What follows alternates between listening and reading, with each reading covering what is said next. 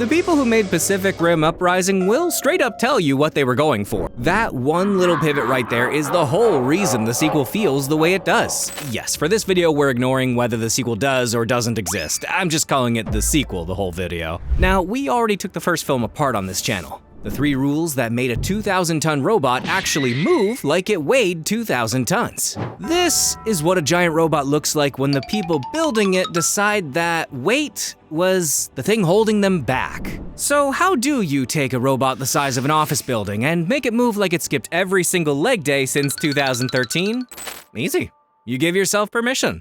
But how'd they do that? Well, in the world of these films, about 10 years go by between the first movie and the second one. The war calms down, the program gets an upgrade, and the new Jaegers roll out with this new next-gen tech bolted on. Okay, fine, reasonable. Sequels do that. But one of those upgrades is the one that matters. The new machines are, supposedly, built out of some next-level technology. Lighter frames, lighter metal, the whole selling point being that these things can now move way quicker than the old ones ever could. And look, on paper that's kinda clever. It sounds like a decent sci-fi move. Technology marches on, the gear gets better, of course the robots get faster. Except, pause for a moment and think about what they actually just did there. The entire reason the first film worked, the thing we spent a whole video on, no wait, hang on, 2 whole videos on, was that the Jaegers actually felt like they weighed something. Every step was a fight. The body was always losing a little argument with its own weight.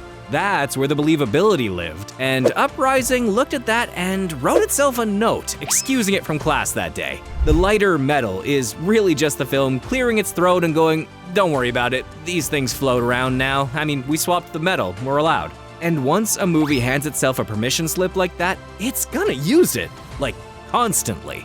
You'll see exactly how much it leans on that excuse the second one of these things stands up and moves, because the metal is only the quote-unquote blueprint. The real damage shows up in the shape. Do me a favor and put the 2 gypsies next to each other. Gypsy Danger from the first film and Gypsy Avenger from the second. I can only show parts of Uprising here, because the second I show even a tiny frame of the original Pacific Rim, it'll get copyright claimed. Ugh. I'm looking at you, Warner Bros. I hate, but also love you. Back to the gypsies though. Same name, basically the same character, 10 years apart. Just look at the outlines, forget the detail for a sec, just the shape. Gypsy Danger looks like somebody welded a battleship into the rough idea of a person. Wide, flat chest, heavy shoulders sitting low, legs that look like the support columns under a bridge. When she's just standing there doing nothing, you already believe she's heavy. Now Gypsy Avenger. Slim waist, you can actually see where the hips pull in. The legs have these defined kneecaps, almost calves, like a whole leg shape that curves the way a person's leg curves. And her chest coming to a point. The whole thing smoothed over and polished, like it rolled off a concept car floor at a motor show. And we all know those concept cars never make it into the production phase, but this one did. And your eyes immediately spot something. A thing that heavy shouldn't have a waist. Waists are for bending and turning, for being quick. You put a narrow waist and a pair of sculpted kneecaps on something and every instinct you've got says that thing is light, that thing can move.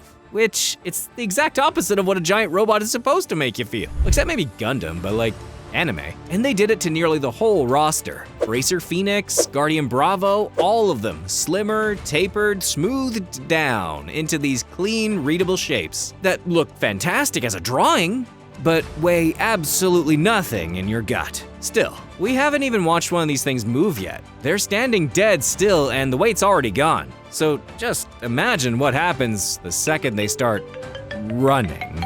And I don't mean they lumber forward, I mean they run. Full sprint, arms pumping, knees coming up, covering ground like something a fraction of their size. In the first film, a Jaeger crossing a fight was an event. Gypsy Danger reaches down, grabs a cargo ship out of the harbor, and swings it like a baseball bat, and the whole thing groans with the weight of it. Which, again, I can't show you any of. Please comment below to stand against Warner Bros. For this blasphemy. I mean, I just want to praise them and get people to watch the movie again. It's nothing more than that. Now, keep imagining that swing, because we're going to Uprising next. They sprint, they leap, they throw flying kicks, actual jump in the air, tuck the knee, extend that leg, flying kicks. The kind of thing you'd throw in a martial arts movie where the guy weighs about 160 pounds. Or, again, anime. Saber Athena bounces around doing these acrobatic spins and leaps, little jets in her arms and legs firing to make her quicker still. There's a whole stretch of them just flat out sprinting through a city to get to the fight. And every couple of fights, the movie does this thing I can only call the anime pause. Two giant machines clash together, there's a flurry, and then everything goes dead still for a beat so you can admire the pose. The silhouette holds, the music swells, a freeze frame beauty shot in the middle of a brawl between 2,000-ton objects. And all of it slams into one thing: momentum. A heavy thing can't start fast and it can't stop fast. That's just what heavy is. The whole illusion of weight is built out of things being slow to get going and slow to quit. The wind-up, the follow-through, that second half where the fist keeps traveling after the body's already decided to stop. Uprising deleted all of that. These things start instantly, stop instantly, and change direction in the air like they're on wires. And the second a giant robot can stop on a dime, it's weightless. Physically, but also emotionally. Doesn't matter that the movie keeps screaming the height at you or parks it next to a skyscraper to prove it. It moves light, so it reads light. And that lightweight metal permission slip is right there the whole time, covering for every single one of these moves. It doesn't stop with the robots though. It straight up wrecks two things you're not even looking at. One of them you can even see, hypothetically. It's the camera. The first film always set the camera down low, at human height, looking up at something the size of a building. If it wasn't there, it put the camera where a person could actually stand. On a street, a rooftop, the side of a passing chopper. I just realized I repeat these points pretty often.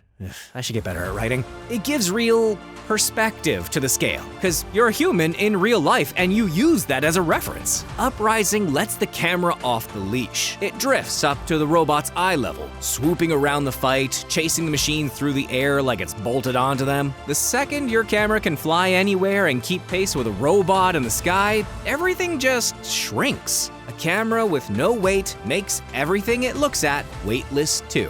That one you can at least see happening.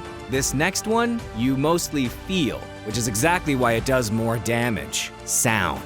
Every footfall, which is the sound that you make when you make a footstep, used to be this low-end thud that hits you in the chest before your brain caught up to the picture. Every punch landed like a building falling onto another building. It was basically a kaiju fight's aftermath happening as a fight.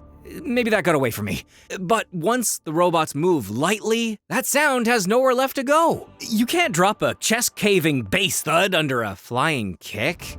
It doesn't match. A sprint doesn't thud or make the same impact in the ground that a single heavy footstep does, because there's just less weight on it. Same goes for a mid-air spin. You can't make that sound like a boom or something. The sound thins out to keep up with the bodies, and all that low-end weight, the stuff you felt more than you heard, well, it just disappears. So stack it up. The bodies move light, the camera floats, and the sound lost its bottom end. Three of the exact things that made the first film work, gone. Every one of them knocked over by a single call at the top. And then they built a robot that really combined all these metrics into one terrible mess. Who's that mess? It's Saber Athena! If you wanted to build one machine that sums up everything Uprising does wrong with its giant robots, you couldn't beat this one. And the best part is that you don't even have to make the case yourself. The official description does it for you. So how do they describe her? Well, I'll repeat it, word for word. The sleekest and most elegant Jaeger ever created.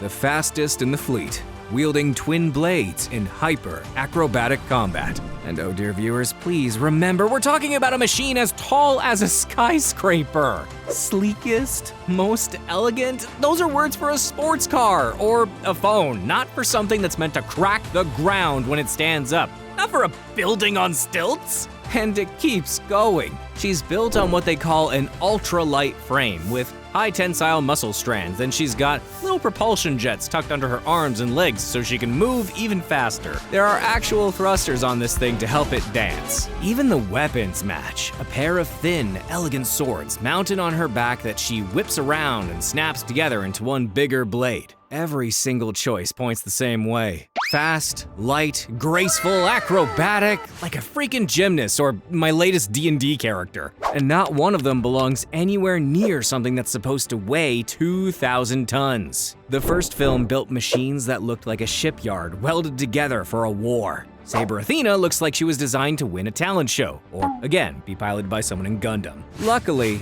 it's only the Jaegers that had gotten it. It's not like that bled into the monsters too. Right? Boy oh boy, did it. We did a whole separate video on the monsters, the kaiju, and how the first film made every single one of them its own animal. I almost don't want to prompt you to watch it because of Warner Bros, but alright, I'll recap them quick here. You can tell them apart from the back, in the rain, in the dark, off the silhouette alone. Uprising is about to undo all of it in the dumbest way possible. This whole part is going to sound very repetitive if you've seen both my earlier Pacific Rim videos, so sorry about that. Though at first, Uprising got it right. It hands you 3 brand new kaiju, Raijin, Hakuja, and Shrikethorn. And they're good. 3 distinct shapes, 3 different animals. Exactly the rule the first film laid down. For a little while, you're sitting there thinking, okay, somebody in this building still remembers how this works. And then the movie takes these 3 perfectly good monsters and drops them into a blender. They fuse into one thing called the Mega Kaiju, and it's about as bad as it sounds. 3 separate creatures crushed into a single body. Something like 10 eyes, 5 down each side of its head with 6 legs, a couple of spiked tails flailing around back there. 3 clean designs, poured into one lump you couldn't draw if someone paid you to. Everything the monster rule was built on falls off in that one move. Remember, reading a kaiju from its silhouette? Well, good luck, it's a knot of limbs and eyeballs now. And somehow, making the monster 3 times bigger only managed to make it about 1/10 as scary. And it moves exactly the way the robots do, paradoxically. Weightless, bouncing around, light and floaty. The same switched off gravity feeling running through the monster half of the movie too. Which is where it clicks that this was never a robot problem. It's the same brain making the same call everywhere it can. More, bigger, faster, flashier, sleeker, and clearly all of it better by default, right? Weight, constraint, believability, these are all optional.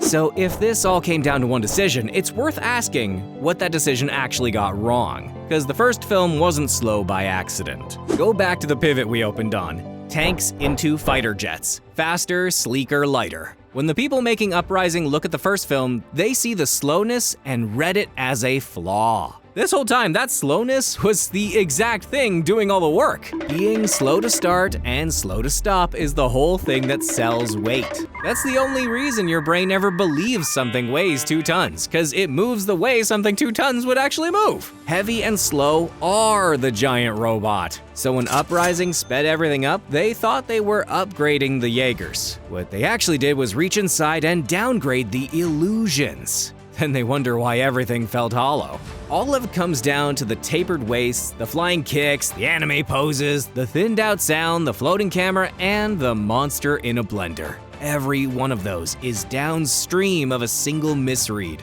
That's how you lose it. The effects in Uprising are expensive and clean, but that was never the issue. You lose it by looking at the best decision the first film ever made and thinking it was a mistake. Uprising inherited a finished blueprint. Somebody had already solved the giant robot problem in the same franchise with the same characters. The answer was sitting right there. Arguably, it had some sort of cultural masterpiece status among the sci-fi fans. But luckily, another franchise did pick up the slack. That was Godzilla, because what they did in -1 is look at everything that made Pacific Rim work and made it even better. Don't know what I mean? Well, click over here to find out.